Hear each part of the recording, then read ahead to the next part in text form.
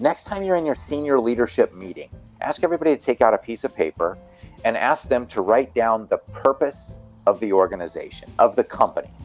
And then don't say any other words, collect those, and then read them to the entire group. If you have 10 leaders that are taking this, you're going to get 6 to 7 different responses to what is the company's purpose, which is why the company exists. Now, if that's what you're getting at the senior leadership level, what do you think it is when you roll it out to the next 20 people, the next 30 people, the next 100 people? Welcome to the Cities Podcast, powered by the Business Journal's Leadership Trust. Each episode on Cities looks at a particular topic, challenge, trend, or political situation through the lens of local markets. Our contributors are members of Business Journal's Leadership Trust. Hey everyone, this is Stephen Ganoza. This is our second episode in a series called The Future of Work, where we talk with members of the Leadership Trust about what cities and businesses are doing to prepare for the workplace of the future. Today, we have my interview with Brett Simpson. Brett joins us from Kansas City, where he is a member of the Kansas City Business Journal Leadership Trust and the managing director of Elevate Simply, a consultancy focused on leadership alignment and engagement. He's also a serial entrepreneur and an investor in and advisor to several startup and equity stage companies and venture capital funds. We had a great discussion about what alignment means in terms of corporate leadership, why your senior leadership team is probably not in alignment on priorities or purpose, and how chaotic times such as the current coronavirus situation emphasizes the need for alignment. Brett, welcome. Thanks, Stephen. Nice to be here. So on your profile through the Leadership Trust, you describe Elevate Simply as specializing in leadership alignment. Maybe you can just start off by telling us a little bit about what Elevate Simply does and what you mean by alignment. Absolutely. So I'm a career consultant. Started my career at Anderson Consulting, which is now Accenture, big company. A lot of people have heard of it. Loved it. From there, went into being an entrepreneur, owned a soccer store here in Kansas City. That was a spectacular failure, but I learned a lot. I went and worked for a software company here in town that was great, and they exited after I was there for 3 years. They sold for a lot of money to RSA EMC, a great piece of software. But after that acquisition or after that sale happened, I thought I really want to get back into consulting. You know, I love the dynamicness of different projects, working with different clients, being out at client sites and so forth. And so in early 2011, I formed Elevate Simply. And initially it was meant to just be me as an individual contributor going out and doing projects for clients. And my first client said, "Hey, we like what you're doing. Do you know more people like you?" And so from 2011 until now, I've had over 45 consultants working for the company and a lot of different revenue and a lot of different clients. And so my observation during that time, working with big companies and small companies, I actually started investing in companies and investing in venture capital during that time as well. And then just being an entrepreneur led me to this insight around the fact that alignment within senior leadership teams has always been something that I've noticed could be better. And again, whether that's in a big corporation, a small company, a startup, it's just something that alignment always seemed to have something that was lacking in my experience. And so that's why Elevate Simply focuses on it today. And so in terms of alignment, I define alignment a little bit differently than most people do. I've found that alignment is the intersection of communication and comprehension. And my guess is when people are asked to define alignment, that's not what they're thinking about. But from my perspective, you can't have alignment if those people that you're trying to align don't understand what you want to align them around, and that comprehension then only comes from communication. And so once that happens, you have alignment at that leader, that senior leadership team level. And you're going to need that same communication, that same comprehension as you try to get alignment throughout the rest of the organization. all the way down from level to level to level. And so the last thing I'll say is this, and then I promise I'll let us move on. But alignment doesn't always mean agreement. And so it's more likely that when there is alignment, there's a little bit of disagreement, then there's total agreement, 100% agreement. And so that's the other thing, is that alignment doesn't equal agreement. And so I'll leave it at that. All right, so let's delve into exactly how you do alignment, because you said something very interesting, which was that alignment is not agreement. That Mm-hmm. you don't necessarily have to agree with what leadership's vision is, but everybody has to be in agreement on affecting it in the most efficient way, right? At the Yes. same time, there's culturally this movement towards a flat organization and everybody has a voice. So how can you implement alignment, but at the same time, maybe not disillusion people or make people feel like they're just a cog in the wheel? How do you do alignment and also bring everyone along? Right. Good question. So really, what we've been reading about over the last several years, and I think this has primarily been brought on by millennials, of which I am not one, but I appreciate some of the things that they have brought to the workforce, and one of those is transparency. And in using your example of organizations flattening, which is absolutely happening, it just what it's doing is it's accelerating the path to transparency, the path to leadership, and the path to understanding how organizations work for people who are, quote, at the lower rungs, right? Because typically or traditionally in the past, you've had to work your way up. So at an entry level, you have the basic knowledge of what you need to do your job, and then you get promoted to the next level, next level, next level. Each level you get a little bit more perspective on what's happening. But with this transparency, with this flattening of the organization, senior leaders are bringing more and more people into the view and having a view of what's going on across the board in organizations. So they're seeing how things operate, what the results are.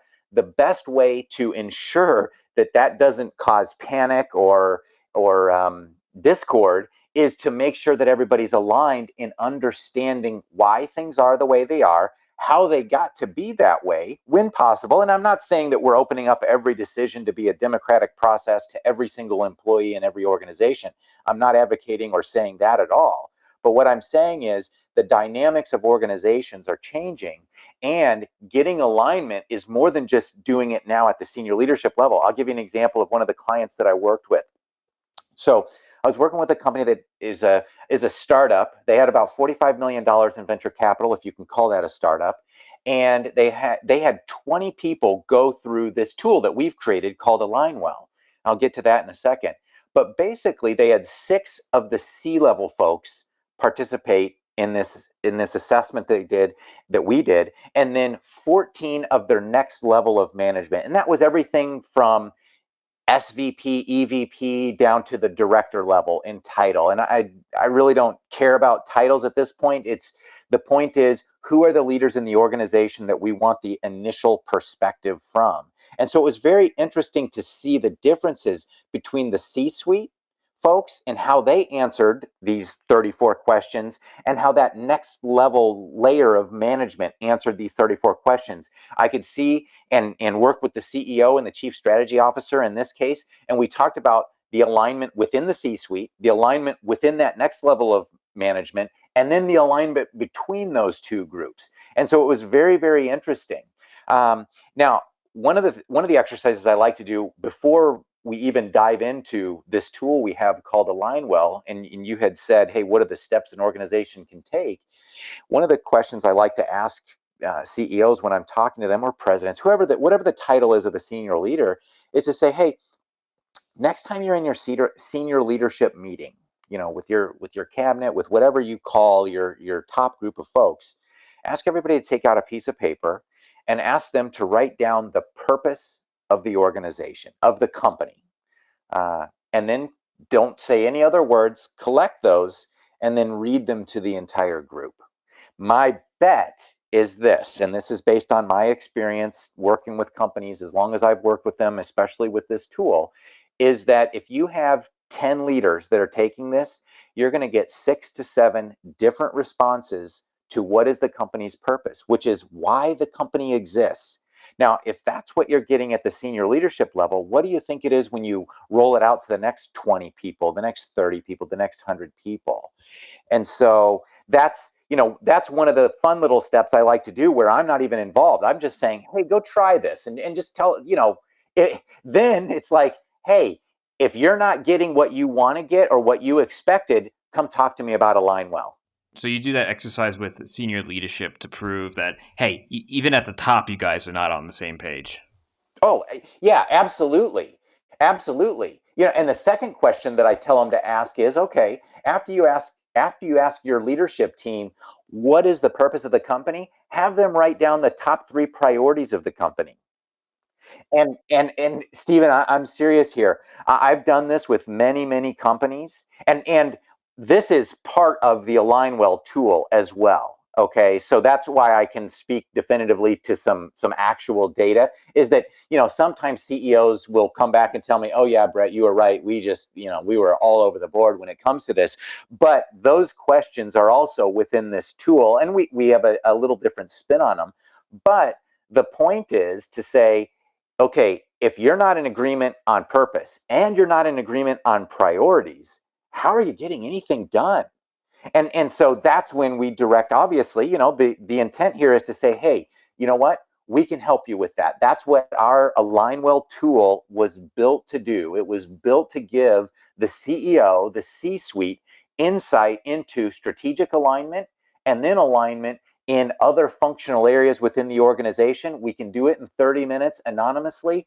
And then you get this nice report with an algorithm that calculates index scores in that we can measure and benchmark over time and so forth. There are no names associated with any responses in the report. The responses are aggregated and so forth. And what you get as the CEO is this report. And we review it, usually takes about an hour. And so all of this is done within a week.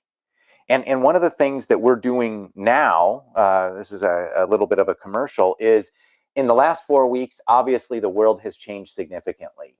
Companies are conserving cash. Companies are going through these massive times of change. And so what we've done at Elevate Simply, we said, look, from now through the end of May, we will do Align Well for free with any company that wants to do it. Usually it's $1,500 per head, per leader that takes it, which for a leadership development, training, consulting tool is very reasonable in cost. But now we're doing it for free to even lower that barrier of risk, that the potential cost barrier for folks, is to say, look, this is the time you're going through change in a significant way.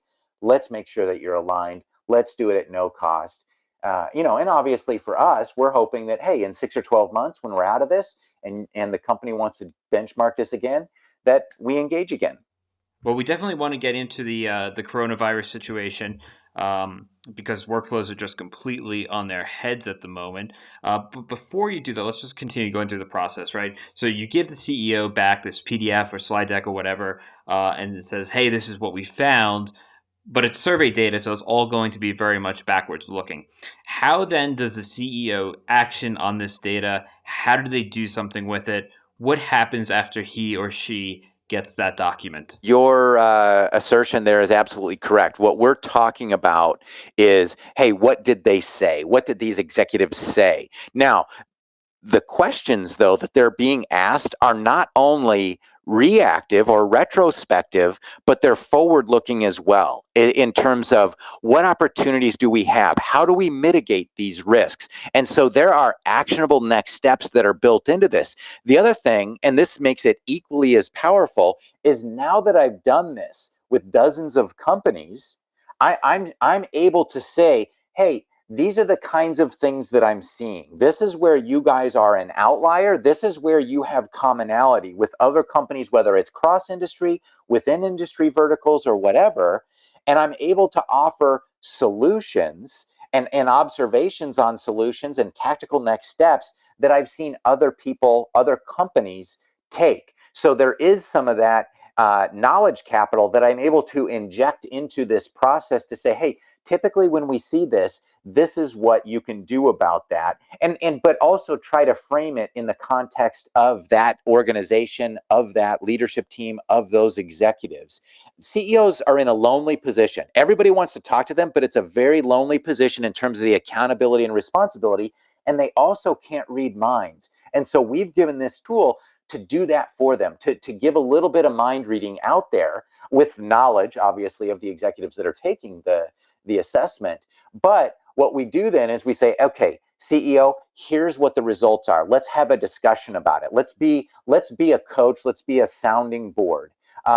Which has been very, very effective in the way that that's been rolled out, and very much appreciated by the CEOs. And so the next steps are, one of three things. Number one, the CEO says, thanks, Elevate Simply, got it. And then they do their own thing, and they're gone. No strings attached. It's done. The second thing is to say, hey, can you come back in and present this to the whole team for us as the third party that administers this tool, as the expert? And we say, absolutely, we can do that. Before we do that, though, we want to meet with you to understand what are the most important things to you that you want to get out of this report, because this is yours. We only send it to the CEO and that one other person. We don't send it to the whole team. So we are at their beck and call on it. And then third, they'll say, hey, Elevate Simply, come back in and help us with X, Y, or Z. And at the end, we have a list of, hey, here are the things specific to your scenario that we think we can help with if you want it. So, Stephen, one of the nice things about Alignwell, and especially in this coronavirus time of social distancing, is that it is completely remote friendly. And so we did this prior to the coronavirus completely remotely with clients, regardless of where they were located. This is something that can be done via Zoom. The assessment itself is entirely online. The report is sent via email and then reviewed over in a web meeting. And so entirely remote friendly, which we feel very fortunate was set up. That infrastructure was available and set up and tested prior to coronavirus. So that's one of the nice benefits about it today for new clients and existing clients. Yeah, let's talk about the coronavirus response and the situation that we're all in, because I imagine you're seeing your clients have a whole host of different priorities within an organization right now. How do you do alignment in a situation like we see today? Yeah. So alignment is critical whenever there's change, right? Because we need to get everybody on board. We need to make sure that everybody understands comprehension and is communicated to communication, right? So everybody needs to be on board when things change. So when things are going well, alignment is probably a little bit easier. But when there's chaos, alignment is hard because everybody is focused on different things. They're fighting fires. But ironically, there's no greater time of need for alignment than when there is chaos and when there is change. And so, a month ago, we weren't expecting this. I mean, we were hearing about it. It was something that was happening in other places. We didn't realize that, we were having coffee meetings in person a month ago. Today, the coffee shops are closed, right? And so as you've said, companies are conserving cash, they're trying to prevent total collapse, they're preserving jobs, or they're trying to, and just dealing with work from home, remote work, whatever is happening, educating kids at home and so forth. So massive, massive, massive amounts of change. There's companies that will go out of business because of this. So those companies that don't innovate, that don't adapt, are in big, big trouble. Well, alignment is all about the ability of senior leadership teams to adjust to change. And so I think everybody would agree that this is a massive time of change right now. This is a huge, huge changes are happening. And so getting alignment now is as important, if not more, than it was previously. And so leaders need to understand what is required to have their businesses remain a going concern, or better yet, to be ready to thrive. Like, what is the trajectory that you create now during this chaos, during this pandemic, that is, what is that trajectory that you're trying to create so that you can exit this, whenever that is, in the best way possible for your company, for your employees, for your stakeholders? And that's what people need to be focused on now. A lot of companies, in my experience, are having trouble coming to grips with some of that, right? Because they had were just coming into a new year. You've got refreshed budgets. You've got a new strategic, plan that you're going after, because a lot of people are on calendar fiscal years, so they're figuring things out. And then we've been thrown into total chaos.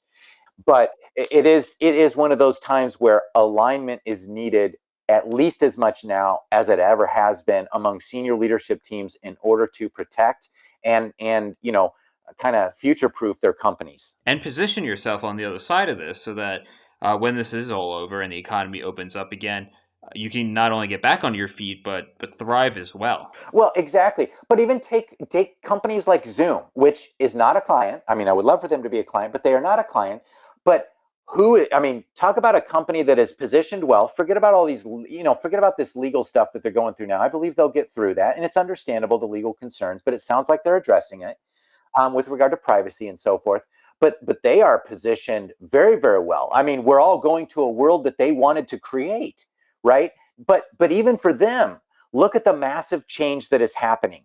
How are they going to scale? One of the biggest things we see with Alignwell is companies, again, pre-coronavirus and during coronavirus, that are scaling tremendously and forgetting or just not having these cycles to pay attention to the operating infrastructure within their companies. Everybody focuses on sales, marketing, product, customer experience when you're scaling, because those are fun, those are sexy, those are exciting.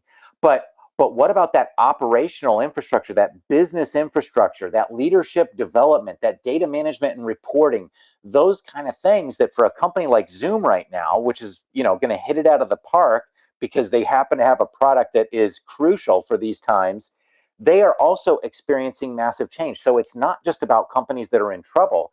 This is about companies that are on rocket ships of growth to figure out, how do we deal with that effectively? And it's not, and again, this is not because leaders are incompetent or not capable. This is about just adding a tool to the toolkit to say, okay, you know what? We need help in these areas. And this is a tool, this is a capability that isn't a core competence right now. We bring it in a matter of 30 minutes or over a week's time. We've got a great roadmap. And that's a great example, right? Because, if on one end, one result of this is that work from home is normalized, you might say that Zoom was largely in the right spot at the right time. But also now they have to deal with their operational issues to be ready for such large scale adoption and for any regulatory requirements that might come with, say, healthcare or financial services or education. Absolutely.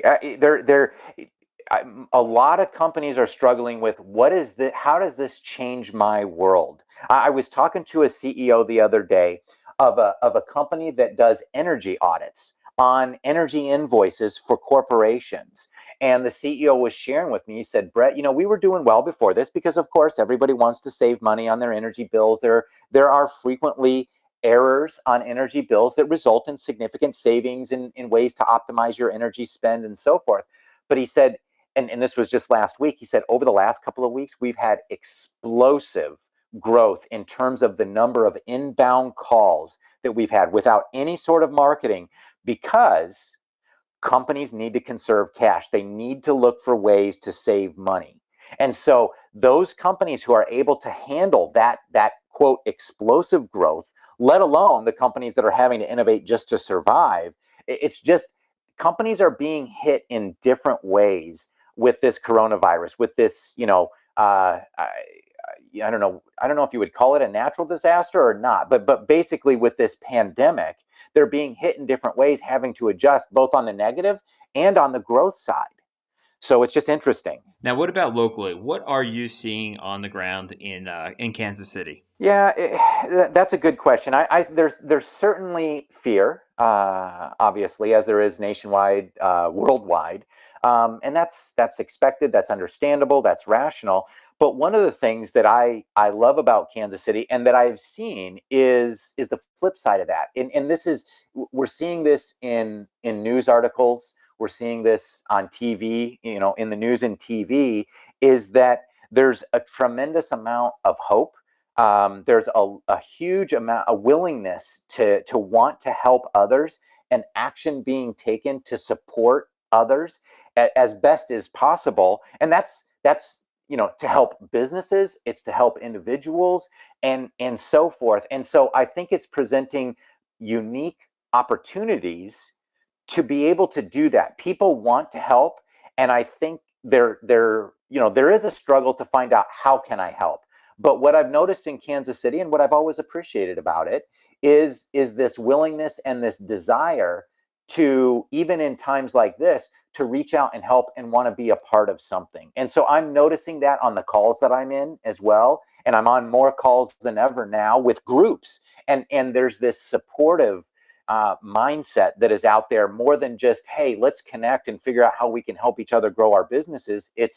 I think people really mean it now when they're saying, how are you? How are you feeling? How are you dealing with this? And so that's one of the things I'm noticing in Kansas City among the people that I interact with frequently, even in this socially distanced world that is happening. And it is encouraging. Yeah, it's kind of ironic. We're physically distanced, but in some ways getting closer socially than ever before. Yes. What about your clients? Given these challenges, what are you doing to show your clients a little extra appreciation? A couple things. I mean, obviously, one is making a line well available at no cost. I mean, we want people to feel supported. We want them to know, hey, if you need help, we can help you. We exist for a reason, and we want to help you. The other thing that we do, it's more kind of on the fun side, and this is something that we actually started prior to coronavirus, but I've noticed it's brightened some days in a little different way. Is, as of last fall, my wife and I were new empty nesters. Our youngest daughter went off to college, and in light of that, we were trying to find ways to reacquaint ourselves with, just us being together after 20 years of having kids at home. And so she literally dragged me to a stained glass making class.